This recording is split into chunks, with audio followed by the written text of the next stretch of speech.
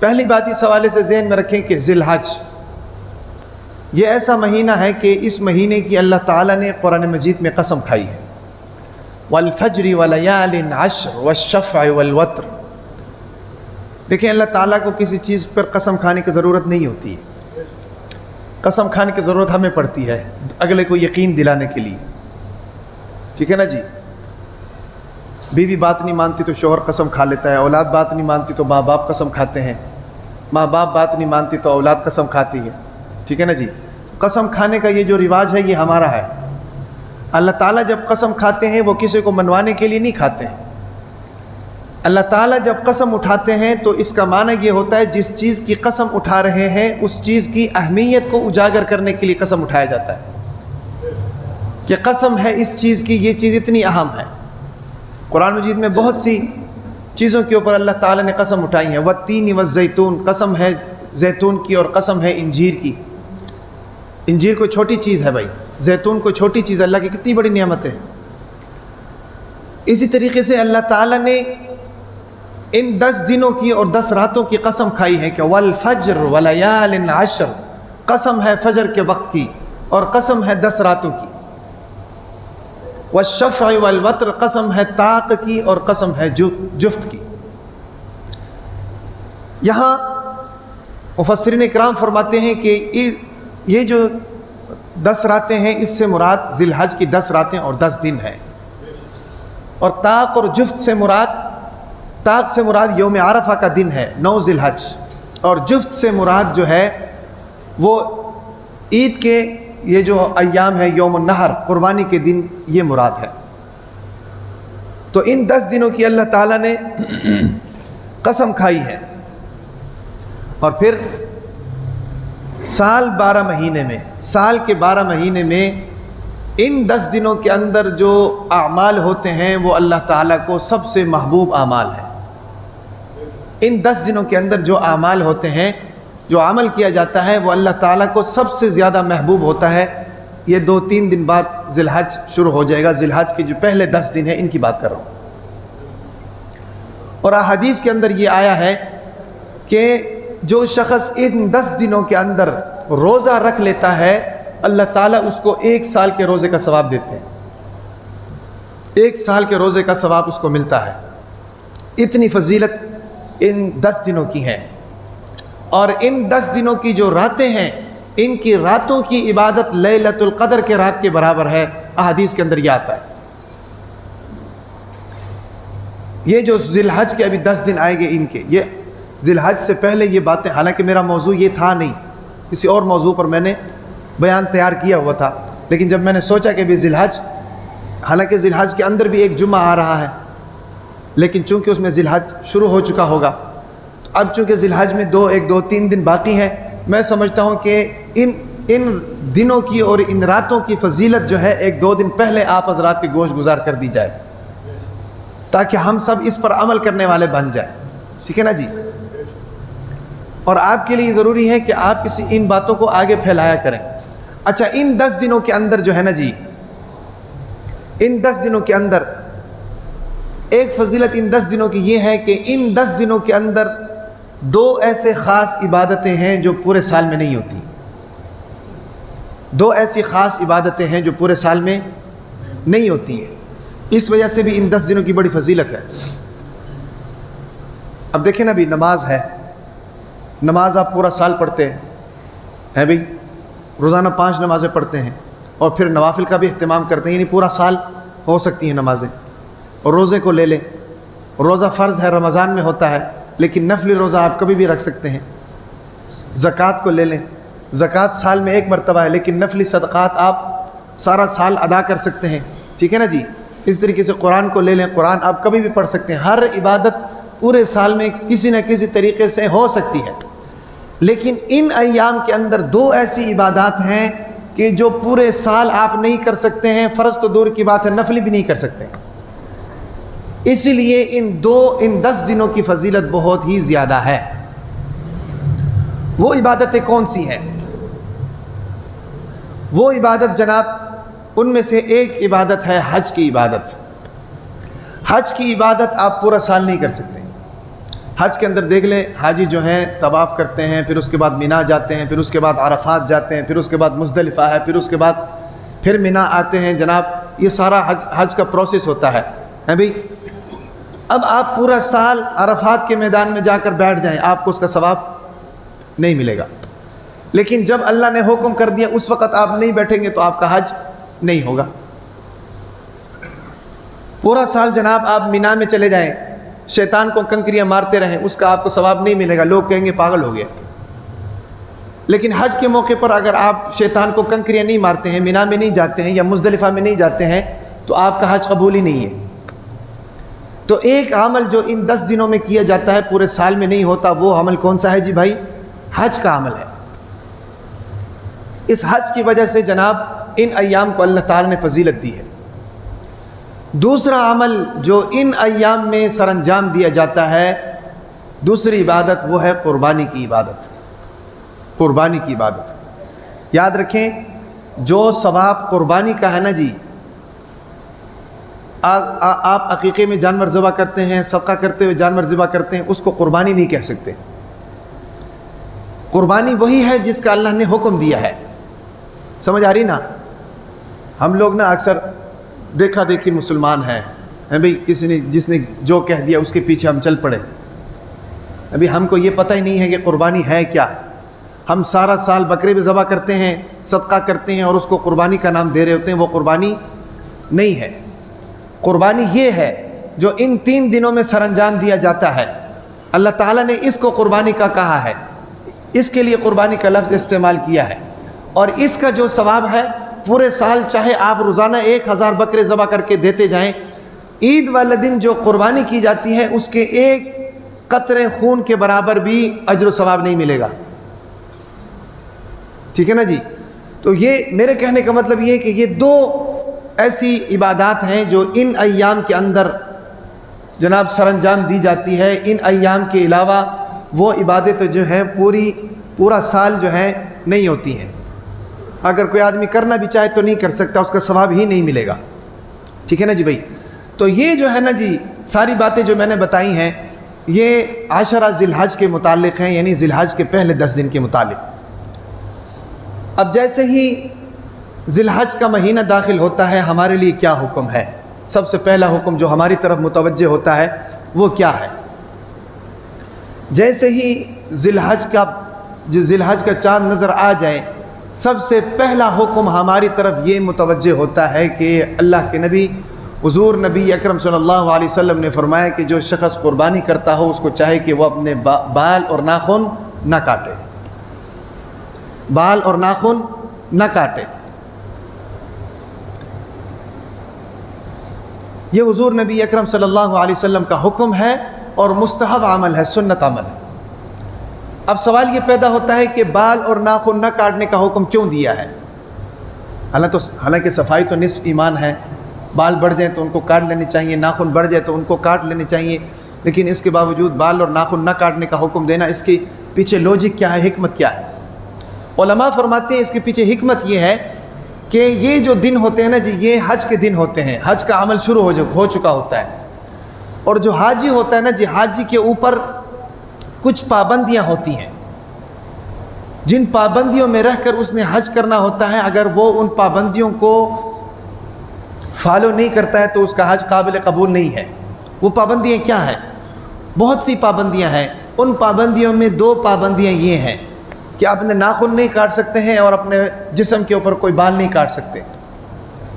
اس کے علاوہ جو پابندیاں ہیں، سلا ہوا کپڑا نہیں پہن سکتے ہیں، خوشبو نہیں لگا سکتے ہیں، بند جوتی نہیں پہن سکتے ہیں، ہم بھی سر پہ ٹوپی نہیں رکھ سکتے ہیں، اس طریقے سے جناب بیوی کے قریب نہیں جا سکتے ہیں، اور اسی طریقے سے جناب ناخن نہیں کاٹ سکتے ہیں اور بال نہیں کاٹ سکتے ہیں. یہ ساری پابندیاں ہیں جو حاجی کے اوپر ہوتی ہیں. نہا نہیں سکتے ہیں. یہ ساری پابندیاں حاجی کے اوپر ہوتی ہیں. ٹھیک ہے نا جی؟ تو حضور نبی اکرم صلی اللہ علیہ وسلم کا یہ حکم فرمانا کہ بھائی بال اور ناخن نہ کاٹو، اس کے پیچھے حکمت یہ ہے کہ حاجی اس وقت جس عظیم عمل کے اندر جناب مصروف ہیں، حاجی اس وقت اللہ تعالیٰ کے جس رحمت کے سمندر کے اندر غوطہ زن ہو رہے ہیں، اگر تم ان کی مشابہت اختیار کرو گے تو ہو سکتا ہے کہ اللہ تعالیٰ کی رحمت تمہاری طرف بھی متوجہ ہو جائے۔ کتنا بڑا عمل حج، اللہ تعالیٰ ہم سب کو توفیق عطا فرما دے۔ ہاں، دل کے اندر تمنا ہونی چاہیے، اللہ کی توفیق میں دیر نہیں لگتی ہے، اللہ کی طاقت جناب اس کے لیے کوئی مسئلہ نہیں ہے، اللہ کی قدرت بہت بڑی ہے۔ دل کے اندر اگر تمنا آ جائے نا جی، پھر اللہ تعالیٰ اسباب بھی پیدا کر دیتے ہیں، توفیق بھی دے دیتے ہیں، ساری چیزیں ہو جاتی ہیں۔ مسئلہ یہی ہے کہ ہمارے دل میں تمنا نہیں ہے، بدقسمتی ہے۔ دل میں تمنا اس لیے نہیں ہے کہ بھئی 10-12 لاکھ روپے خرچہ ہو جائے گا، ہے کاروبار ہم سال 12 مہینے جناب دبا کر کاروبار کرتے ہیں، حلال حرام ایک کرتے ہیں، جائز ناجائز ایک کرتے ہیں، لوگوں کی جیبیں کاٹتے ہیں، ہم بھی اسی پیسے کی خاطر پتہ نہیں کیا کیا کچھ کرتے ہیں۔ اب کون جناب 10-12 لاکھ روپے دے اور جناب حج کر کے آ جائے، پیسے ضائع ہوتے ہیں، دل میں تمنا نہیں۔ حالانکہ علماء اکرام فرماتے ہیں کہ زندگی میں برکت حاصل کرنے کے لیے حج کا عمل سب سے ضروری ہے۔ جس کا کاروبار کمزور ہے حج کو چلا جائے، جس کی ملازمت میں مسئلہ ہے حج کو چلا جائے۔ حج سے واپس آتے ہیں تو اللہ تعالیٰ اس کے لیے جناب رزق کے دروازے کھول دیتے ہیں۔ اس کے پیچھے وجہ کیا ہے؟ وجہ یہ ہے کہ ہماری جو رزق کی بندش لگی ہوئی ہے نا جی، وہ ہماری اپنی وجہ سے ہے۔ ہاں، ظہر الفساد فی البر والبحر بما کسبت ایدی الناس، قرآن کہتا ہے بحر و بر کے اوپر جو تمہیں فساد نظر آتا ہے نا، دنگا فساد ہے، لڑائی ہے، جھگڑا ہے، کاروبار خراب ہے، بزنس خراب ہے، تجارت نہیں چل رہا، جناب فلانا مسئلہ فلانا مسئلہ، فرمایا کہ یہ اللہ کی طرف سے نہیں، یہ تمہاری طرف سے ہے، تمہاری حرکتیں اس طرح کی ہیں۔ اور ہمارا جو رزق بند ہوا ہوا ہے نا جی، اس کے پیچھے بھی یہی لوجک ہے، یہی وجوہات ہیں۔ ملازم اپنے کام کو صحیح کرتا نہیں، ملازمت صحیح نہیں کرتا ہے، ریڑھی والا ریڑھی پہ کھڑا ہو کر 2 نمبری کر رہا ہے، دکاندار دکان میں بیٹھ کر 2 نمبری کر رہا ہے بھی 2 نمبر چیز کو 1 نمبر چیز بنا کر بیچ رہا ہے، تو ظاہر بات ہے یہ ساری وہ روحانی بیماریاں ہیں جو ہمارے رزق کے اوپر زنگ لگا دیتی۔ بھئی زنگ آلود چیز تیز چل سکتی ہے بھی، ہماری گاڑی خراب ہو جائے تو ہم اس کو تیل لگاتے ہیں کہ بھئی کھڑ کھڑ آواز کر رہی ہے، گاڑی خریدو اس میں سے ٹھک ٹھک آواز آئے تو لوگ کہتے ہیں یار اس کو ورک شاپ لے کر جاؤ، اس کی جناب سروس کراؤ، وہ اس کو اٹھائے گا، اٹھا کر اس کے نیچے تیل لگائے گا تو آپ کی گاڑی کے اندر سے آواز ختم ہو جائے گی۔ کیوں بھائی؟ گاڑی ٹھک ٹھک کرتی ہے، گاڑی کے اندر زنگ لگے ہوئے، ہمارے کاروبار کے اندر زنگ لگے ہوئے ہیں، ٹھیک ہے نا جی، 2 نمبر کیا ہوئے ہیں، لوگوں کے حقوق ہمارے کاروبار کے اندر شامل ہیں، پھر زکوٰۃ نہیں دیتے ہیں۔ تو جب انسان حج کر کے آتا ہے نا جی، وہ صاف ہو جاتا ہے، تو جب چیز صاف ہوتی ہے تو جناب وہ دوڑتی ہے، سمجھ آ رہی نا؟ جب چیز صاف ہو جاتی ہے تو پھر وہ گرو کرتی ہے، وہ دوڑتی ہے، وہ باعث برکت بن جاتی ہے۔ اس لیے علماء فرماتے ہیں کہ اگر کاروباری مسئلے مسائل ہیں تو پھر حج کے لیے جاؤ۔ تو میں یہ کہہ رہا تھا کہ ذی الحج کا یہ جو مہینہ داخل ہوتا ہے، سب سے پہلا عمل جو ہم نے کرنا ہے وہ یہ ہے کہ بال اور ناخن نہ کاٹیں۔ حضور نبی اکرم صلی اللہ علیہ وسلم کی سنت پر عمل کر کے دکھائیں۔ جو حاجی وہاں پر گئے ہوئے ہیں، اللہ تعالیٰ کی ذات تو چاہتی ہے کہ بھئی اس کی رحمت بہانے ڈھونڈتی ہے، ان رحمتی وسعت کل شیء، اللہ کی رحمت تو بہانے ڈھونڈتی ہے۔ ان کے اوپر جو رحمت کی برسات ہو رہی ہے، بھئی جو نورانیت کی برسات ہو رہی ہے حج کے موقع پر، اگر ہم ان کے ساتھ مشابہت اختیار کریں گے تو جو ان کے اوپر اللہ تعالیٰ کی رحمت اتر رہی ہے اس کا کچھ حصہ ہمارے اوپر بھی آ جائے گا۔ کیا خیال ہے بھائی؟ اس لیے بدعات اور خرافات ہم کرتے ہیں جن کا تعلق شریعت سے ہے ہی نہیں، وہ تو ہم کرتے ہیں جناب، سینہ تان کر کرتے ہیں، کیوں؟ اس میں ہمیں فائدہ ملتا ہے، اس میں ہمیں فائدہ ملتا ہے، اس میں ہماری انجوائمنٹ ہوتی ہے بھئی، اس کو ہم کرتے ہیں۔ اور جو شریعت کے احکامات ہیں ان پر عمل کرتے ہوئے ہمیں ڈر لگتا ہے۔ آپ نے دیکھا ہوگا جیسے رمضان قریب آتا ہے نا تو دل کے اندر ڈر پیدا ہو جاتا ہے، یار روزہ کیسے رکھیں، روزہ کیسے رکھیں۔ اور جناب اس روزے کی عادت پڑھتے پڑھتے 10 دن گزر جاتے ہیں، پھر 10 دن کے بعد جا کر جناب ٹینشن اترتی کہ اب ہمیں عادت پڑ گئی۔ وجوہات کیا ہے؟ وجوہات یہی ہے کہ بھائی ہم اپنی مرضی کا دین اور اپنی مرضی کی عبادات کر کر کے ہمیں عادت پڑی ہوئی ہے، بدعات کے اندر پڑھ پڑھ کے ہمیں عادت پڑی ہوئی ہے۔ ہمیں وہ دین چاہیے جو ہماری طبیعت کو جناب آسان لگے، وہ دین نہیں چاہیے جو ہماری طبیعت کے اوپر بوجھ بن جائے۔ سمجھ آ رہی کہ نہیں؟ تو جب ذی الحج کا مہینہ داخل ہوتا ہے تو سب سے پہلا حکم، میرے کہنے کا مطلب یہ ہے، سب سے پہلا حکم جو ہماری طرف متوجہ ہوتا ہے وہ حکم کیا ہے کہ بال اور ناخن نہ کاٹیں۔ اللہ تعالیٰ اس پر عمل کرنے کی توفیق عطا فرما دے۔ دیکھو میں اپنے ناخن کاٹ کے آیا ہوں، اور اگر کل چاند نظر نہ آئے جو تھوڑے بہت بڑھ گئے یہ بھی کاٹ دوں گا، تاکہ جو ہے 10 دن سکون سے گزر جائیں۔ دوسرا حکم ہماری طرف جو متوجہ ہوتا ہے ذی الحج میں، وہ کیا ہے؟ یوم عرفہ کا روزہ۔ یوم عرفہ 9 ذی الحج، 9 ذی الحج کا روزہ۔ 9 ذی الحج کے روزے کی فضیلت میں آپ کو بتاؤں، حضور نبی اکرم صلی اللہ علیہ وسلم نے فرمایا کہ جو شخص 9 ذی الحج کا روزہ رکھتا ہے، مجھے اللہ سے یہ امید ہے کہ یہ 9 ذی الحج کا روزہ جو ہے اس کے 1 سال پہلے اور 1 سال آنے والے گناہوں کا کفارہ بن جائے گا۔ ہاں، کتنی بڑی فضیلت ہے بھائی! 1 سال پہلے جو گزر گیا ہے اور 1 سال جو آنے والا ہے، یعنی 2 سال، ان کے گناہوں کا یہ روزہ کفارہ بن جائے گا، مجھے اللہ کی ذات سے یہ امید ہے۔ کتنا بڑا عمل ہے بھائی! اس لیے تو ان 10 دنوں کی فضیلت ہے، تو اس روزے کا بھی اہتمام ہونا چاہیے، ٹھیک ہے نا جی؟ اس حوالے سے ایک غلط فہمی ذہن میں آتی ہے، میں سمجھتا ہوں وہ غلط فہمی بھی ہماری دور ہونی چاہیے۔ یاد رکھیں کہ شریعت کے اندر جتنے بھی ایسی فضائل والی چیزیں ہیں کہ یہ عمل کرو گے تو اتنے گناہ ختم ہو جائیں گے، یہ عمل کرو گے تو اتنے گناہ ختم ہو جائیں گے، اس کا معنی یہ ہوتا ہے کہ جو ہمارے صغیرہ گناہ ہوتے ہیں وہ سارے ختم ہو جائیں گے۔ کبیرہ کے لیے جو اللہ تعالیٰ کا اصول اور طریقہ کار یہ ہے کہ کبیرہ گناہوں کے لیے اللہ سے توبہ شرط ہے۔ ہاں، توبہ شرط ہے۔ اب مثال کے طور پر وضو کے بارے میں حضور نبی صلی اللہ علیہ وسلم کی حدیث ہے کہ وضو کے اندر جو عضو دھوتے ہیں اللہ تعالیٰ اس عضو سے کیے ہوئے گناہوں کو مٹا دیتے ہیں، تو اس سے بھی مراد یہ ہے کہ گناہ صغیرہ مٹ جاتے ہیں۔ تو گناہ صغیرہ مٹ گئے تو یہ کتنی بڑی بات ہے۔ ہم ہر قدم پر چھوٹے موٹے گناہ کرتے رہتے ہیں بھائی، تو وہ اگر 1 سال پہلے کے گناہ اور 1 سال آنے والے گناہ اگر 9 ذی الحج کے روزے کی وجہ سے مٹ جاتے ہیں تو صرف ہمارے کبیرہ گناہ رہ جاتے ہیں، اس کے لیے بھی اگر ہم توبہ نہ کریں تو پھر ہم سے بڑا بدقسمت کون ہے بھائی؟ شریعت کی طرف سے تو لمحہ بلمحہ ریلیف ملتا ہے، بدقسمتی ہماری ہے کہ ہم اس ریلیف سے فائدہ نہیں اٹھاتے ہیں، ٹھیک ہے نا جی؟ رمضان آتا ہے تو نیکیوں کا جناب سیزن لگ جاتا ہے، مغفرت کے دروازے کھل جاتے ہیں، جہنم کی خلاصی کے دروازے کھل جاتے ہیں، جنت میں داخلے کے دروازے کھل جاتے ہیں بھائی۔ پھر لیلۃ الجائزہ آتا ہے، اس میں تو جناب نیکیوں کی بھرمار ہو جاتی ہے، مغفرت کی بھرمار ہو جاتی ہے۔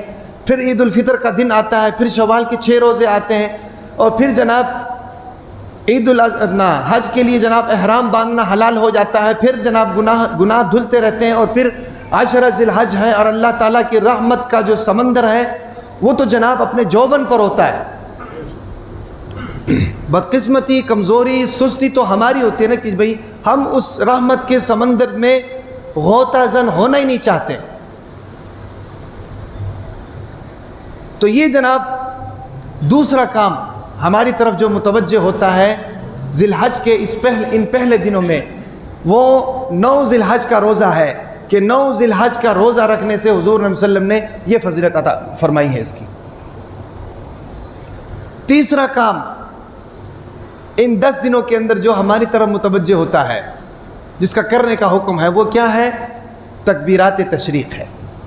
تکبیرات تشریق، اللہ اکبر لا الہ الا اللہ واللہ اکبر وللہ الحمد، تکبیرات تشریق ہے۔ 9 ذی الحج کی فجر سے لے کر 13 ذی الحج کی مغرب تک، مغرب داخل ہے، مغرب خارج ہے، عصر داخل ہے، یہ تقریباً 5 دن بنتے ہیں۔ ہر نماز کے بعد مرد حضرات با آواز بلند 1 مرتبہ اس تکبیر تشریق کو پڑھنا واجب ہوتا ہے۔ اس تکبیر تشریق کو پڑھنا واجب ہوتا ہے۔ اس کا حکم کیوں دیا ہے؟ اس کے پیچھے حکمت کیا ہے؟ اس کا حکم اس لیے دیا ہے، اس کے پیچھے حکمت یہ ہے کہ ان تکبیرات تشریقات کی وجہ سے اللہ تعالیٰ کی بڑائی کا اظہار ہوتا ہے اور اللہ تعالیٰ کی عظمت کا اظہار ہوتا ہے۔ سمجھ آ رہی کہ نہیں؟ کم از کم 1 مرتبہ پڑھنا جو ہے نا جی، یہ واجب ہے، ٹھیک ہے؟ عورتوں کے لیے بھی، صرف مردوں کے لیے نہیں ہے، عورتوں کے لیے کم از کم 1 مرتبہ آہستہ سے پڑھنا واجب ہے۔ مرد حضرات چونکہ مسجد میں ہوتے ہیں، ابھی مسجد میں ایک کو بھی یاد ہو، کبھی کبھی تو امام صاحب کو بھی یاد نہیں رہتی، انسان ہے نا بھائی، ایک کو یاد آ جائے، ایک پڑھتا ہے تو باقی سارے اس کو دیکھا دیکھی شروع ہو جاتے ہیں۔ اصل مسئلہ خواتین کا ہے۔ خواتین چونکہ گھروں میں ہوتی ہیں تو گھروں کے اندر ان کو بتانے والا کوئی نہیں ہوتا، اگر یا تو ان کو پتہ ہی نہیں ہوتا، اگر پتہ بھی ہو تو ان کو یاد کبھی کبھی نہیں رہتا ہے، اس لیے ان کو چاہیے کہ اس کا جو ہے نا جی اہتمام کریں۔ اور پھر با آواز بلند کہا ہے، ٹھیک ہے نا جی، با آواز بلند۔ یاد رکھیں شریعت نے جس عمل کو جس طرح کہا ہے نا، اس عمل کو اس طرح کرنا یہ ثواب ہوگا۔ اپنی مرضی کریں گے تو ثواب نہیں ہوگا۔ شریعت نے جس عمل کو زور سے کہنے کا کہا ہے تو اس کو زور سے کہو گے تو ثواب ہے۔ شریعت نے جس عمل کو آرام سے کہنے کا کہا ہے تو اس کو آرام سے پڑھنا، آرام سے کہنا، یہ ثواب ہے۔ لیکن ہمارے یہاں پر جناب گنگا الٹی بہتی ہے، ہمارے یہاں پر گنگا الٹی بہتی ہے۔ ہمارے یہاں پر جناب سپیکر کھول کے نعرے شارے مارتے ہیں، حالانکہ یہ نعرے شارے مارنا جو ہے یا یہ درود شریف کا اہتمام کرنا جو ہے ذکر و اذکار میں داخل ہے، اور ذکر و اذکار کے لیے بہترین طریقہ یہ ہے کہ اس کو آہستہ آواز میں، پست آواز میں، چونکہ اس کا تعلق اللہ کے ساتھ اور بندے کے ساتھ ہے، اس کو آہستہ آواز میں کہنے کا حکم ہے۔ ہم اس کو جناب بآواز بلند کرتے ہیں، لوگوں کی نیند بھی خراب ہو جاتے ہیں، محلے کے اندر بوڑھے بھی ہوتے ہیں، محلے کے اندر بچے بھی ہوتے ہیں، محلے کے اندر مریض بھی ہوتے ہیں۔ ہاں بھئی، حقوق العباد کا مسئلہ ہے۔ حالانکہ ایسے موقع پر تو قرآن پڑھنا بھی جائز نہیں ہوتا جہاں پر مخلوق کو تکلیف ہو رہی ہے، لیکن ہم مولوی حضرات نہیں مانتے کسی کی۔ کیوں؟ ہم مولوی ہیں، دین کے ٹھیکیدار ہیں، ٹھیک ہے نا جی، ہم دین کے ٹھیکیدار ہیں، ہم کسی کی نہیں مانتے۔ ہمارا جو جی میں آئے گا وہ کریں گے، ہم سپیکر استعمال کریں گے اور اس کا غلط استعمال بھی کریں گے، لوگوں کو تنگ بھی کریں گے، لوگوں کو اپنے آپ سے متنفر بھی کریں گے، پھر کہیں گے کہ بھی لوگ نماز پڑھنے نہیں آتے۔ لوگ نماز پڑھنے کیسے آئیں گے؟ ہماری محنت نماز کی طرف نہیں ہے، ہماری محنت نماز کی طرف نہیں ہے بھائی، ہماری محنت بدعات کی طرف ہے۔ بندہ نماز پڑھے نہ پڑھے ہمیں اس سے کوئی سروکار نہیں، بندہ روزہ رکھے نہ رکھے ہمیں اس سے کوئی سروکار نہیں، سمجھ آ رہی نا؟ بندہ سچ بولے نہ بولے ہمیں اس سے کوئی سروکار نہیں، بندہ دھوکہ دے یا نہ دے ہمیں اس سے کوئی سروکار نہیں، بندہ حلال کھائے حرام کھائے خسمانو کھائے سانو کی لگے ہے بھئی۔ لیکن بدعات عید میلاد النبی منانا چاہیے، ورنہ تو تم کافر ہو جاؤ گے۔ عید میلاد النبی مناؤ، یہ عید الفطر اور عید الاضحیٰ نہ مناؤ، جس کا اللہ نے حکم دیا کوئی فرق نہیں پڑتا، لیکن یہ آپ نے ضرور منانا ہے۔ ہمارے یہاں پر گنگا الٹی بہہ رہی ہے، جس چیز کا شریعت نے کرنے کا حکم دیا وہ ہم نے نہیں کرنا، جس کا شریعت نے منع کیا ہے وہ ہم نے کرنا ہے، ٹھیک ہے نا جی۔ بھئی نعت حضور نبی اکرم صلی اللہ علیہ وسلم سے محبت ہے کہ نہیں بھی سب کو؟ اللہ کے نبی نے کیا فرمایا؟ اللہ کے نبی نے فرمایا کہ اس وقت تک کوئی شخص مسلمان نہیں ہو سکتا جب تک وہ شخص اپنے ماں باپ، اپنے عزیز و قارب، اپنے رشتہ دار، اپنے اہل و عیال، اپنے بیوی بچے سب سے زیادہ بڑھ کر محبت میرے ساتھ نہ کرے، اس وقت تک مسلمان کوئی نہیں ہو سکتا، ہے کہ نہیں بھائی؟ تو اس محبت کا تقاضا یہ ہونا چاہیے کہ ہم لوگوں کو تنگ کریں، اس محبت کا تقاضا یہ ہونا چاہیے کہ ہم نبی کو خوش کریں، سمجھ آ رہی نا؟ اس محبت کا تقاضا یہ ہونا چاہیے کہ ہم نبی کو خوش کریں۔ اور نبی خوش کیسے ہوگا؟ نبی خوش اس وقت ہوگا جب نبی کی تعلیمات کے اوپر عمل کر کے دکھائیں گے، نبی کی ہر سنت کے اوپر عمل کر کے دکھائیں گے، تب نبی خوش ہوگا، ورنہ نبی خوش نہیں ہوتا۔ ہاں، ورنہ چاہے جناب مینار پر چڑھ کے نعرے مارتے جاؤ، نبی خوش نہیں ہوگا۔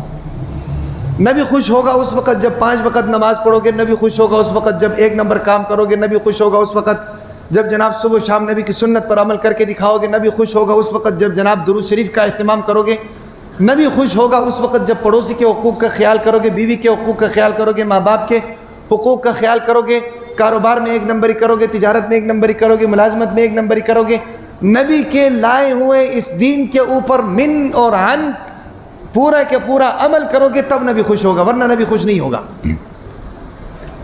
ہم سارا سال جناب 2 نمبری کرتے ہیں، دھوکہ دیتے ہیں جناب، ساری چیزیں کرتے ہیں، سارے خرافات کرتے ہیں، سال 12 مہینے میں 1 مہینہ 1 دن جناب ہم عید میلاد النبی مناتے ہیں، نبی کی نعتیں پڑھ کر ہم یہ سمجھتے ہیں کہ نبی خوش ہو جائے، نبی خوش نہیں ہوتا، نبی خوش نہیں ہوتا، سمجھ آ رہی کہ نہیں؟ نبی خوش ہوتا ہے نبی کے لائے ہوئے اس مشن کو لے کر آگے چلو۔ ہاں، والذی ارسل رسولہ بالہدی ودین الحق لیظہرہ علی الدین کلہ، نبی کو بھیجنے کا مشن، نبی کو بھیجنے کا منصوبہ، نبی کو بھیجنے کی حکمت، اللہ تعالیٰ قرآن مجید میں فرماتے ہیں والذی ارسل رسولہ بالہدی ودین الحق لیظہرہ علی الدین کلہ، اے میرے محبوب میں نے آپ کو اس لیے بھیجا ہے کہ آپ اپنے اس دین کو پوری دنیا کے اوپر حاوی کر دیں، پوری دنیا کے اوپر پھیلائیں اس دین کو، سمجھ آ رہی کہ نہیں؟ اب آپ بتائیں کہ ہمارے کس عمل کی وجہ سے پوری دنیا کے اندر دین پھیل سکتا ہے اور ہمارے کس عمل کی وجہ سے پوری دنیا کے اندر دین بدنام ہو سکتا ہے؟ اب آپ اسی کو لے لینا، باہر کے ملک سے کوئی غیر مسلم آ جائے اور عید میلاد النبی والے دن آ جائے اور آ کر دیکھے جناب بازاروں کے اندر بے پردگی بھی ہو رہی ہے، بازاروں کے اندر ڈھول ڈھماکے بھی ہو رہے ہیں، بازاروں کے اندر جناب جوئے بھی ہو رہے ہیں، جب بازاروں کے اندر جناب چرس بھی پی جا رہی ہے، بازاروں کے اندر جناب خرافات بھی ہو رہے ہیں، ہمیں ڈانس بریک ڈانس بھی ہو رہا ہے، اور وہ پوچھے کہ بھئی واٹ از دس، ہم اس کو کہیں گے دس از اے عید میلاد النبی، وہ کہیں گے کہ what is the definition of Eid Milad un-Nabi, عید میلاد النبی کیوں مناتے ہو، اور ہم اس کو ساری بات بتائیں، کہیں گے یہ تمہارا دین، یہ دس از اے دین، دس از اے اسلام۔ تو بتاؤ کہ اس سے ہمارا دین کو کیا فائدہ ہوا؟ دین کیسے پوری دنیا میں پھیلے گا؟ بھائی اللہ تعالیٰ نے یہ دماغ سب سے اوپر اس لیے رکھا ہوا ہے لیکن اس کے ذریعے سوچا کریں، ٹھیک ہے نا جی؟ دیکھو اللہ تعالیٰ کی حکمت دیکھو، پاؤں نیچے رکھے ہوئے دماغ اوپر رکھا ہوا ہے، جو سب سے معتبر، سب سے معزز، سب چیزوں کا سردار ہے، وہ سب سے اوپر ہے، وہ سوچنے کے لیے رکھا ہوا ہے نا، عقل، اللہ نے عقل دی ہے، فہم و فراست دی ہے، ساری چیزیں دی ہیں، تو بھائی اس کو سوچو۔ تو میں یہ بتا رہا تھا، بات کہاں سے کہاں نکل گئی؟ یہ جو ذی الحج کے 10 دن آئے ہیں نا جی، اس میں تیسرا حکم ہمارے لیے شریعت کی طرف سے کیا ہے کہ تکبیرات تشریق، اللہ اکبر اللہ اکبر، لا الہ الا اللہ، اللہ اکبر وللہ الحمد۔ 9 ذی الحج کے فجر سے لے کر 13 ذی الحج کے عصر تک، عصر داخل مغرب خارج، ہر مسلمان کے لیے ہر نماز میں ایک مرتبہ باآواز بلند پڑھنا، یہ کیا ہے بھائی؟ واجب ہے۔ واجب کا معنی کیا ہوتا ہے؟ واجب کا معنی یہ ہوتا ہے ضرور کرنا ہے، سمجھ آ رہی کہ نہیں؟ واجب کا معنی یہ ہوتا ہے ضرور کرنا ہے، نہیں کرو گے تو قیامت کے دن پوچھا جائے گا۔ بعض ہوتے ہیں نا نفل، نفل کا معنی یہ ہوتا ہے کہ بھئی اگر کر لو تو ثواب ہے، سونے پر سہاگا ہے، مجبوری میں نہ پڑھو تو اللہ تعالیٰ پوچھے گا بھی نہیں، چوائس ہے۔ لیکن فرض اور واجب کا معنی یہ ہوتا ہے کہ اس کو ضرور کرنا ہے، نہیں کرو گے تو پھڑے جائے گا، سمجھ آ رہی نا؟ یہ ہوتا ہے واجب۔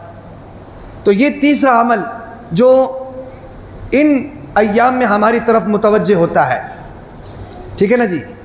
چوتھا عمل جو ان ایام میں یعنی ذی الحج کے ان پہلے دنوں میں ہم نے کرنا ہوتا ہے، جس کا حکم ہے، وہ ہے جناب قربانی۔ کیا ہے بھائی؟ قربانی۔ حضرت عائشہ رضی اللہ تعالی عنہا سے حدیث ہے، حضور نبی اکرم صلی اللہ علیہ وسلم نے فرمایا کہ ان دنوں میں اللہ تعالیٰ کو خون بہانے سے زیادہ کوئی عمل بھی محبوب نہیں ہے۔